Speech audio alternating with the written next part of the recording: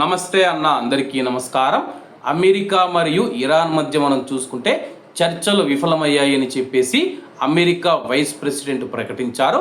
వివరాల్లోకి వెళితే America Iran మధ్య చర్చలు కొలిక్కి రాలేదని చెప్పేసి US vice president JD Vance తెలిపారు.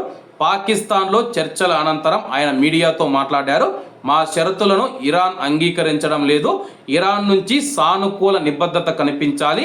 ఎలాంటి అంగీకారం లేకుండా మేము అమెరికాకు తిరిగి వెళుతూ ఉన్నాము.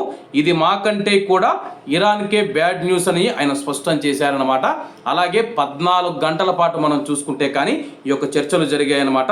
14 గంటల పాటు ఇరాన్కు సంబంధించిన ప్రతినిధులు, అమెరికాకు సంబంధించిన ప్రతినిధులు అయితే డిస్కషన్ చేయడం జరిగింది.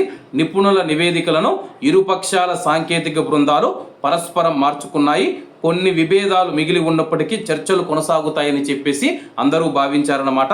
అయితే ఏ అంశాలపైన చర్చించారో వేటిపైన ఏకాభిప్రాయం కుదిరింది.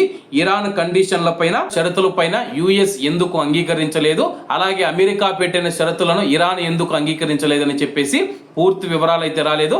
ప్రస్తుతం ఇరాన్ మరియు అమెరికా యొక్క చర్చలు అయితే విఫలమయ్యింది.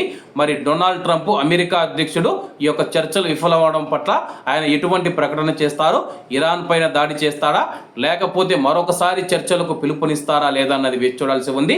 ఏది ఏమైనా సరే కానీ కువైట్ మరియు గల్ఫ్ దేశాల్లో ఉన్న మన భారతీయులు జాగ్రత్తగా ఉండండి. కాబట్టి అందరూ బాగుండాలి, అందులో మనం ఉండాలి. అందరికీ నమస్తే అన్న, జై హింద్.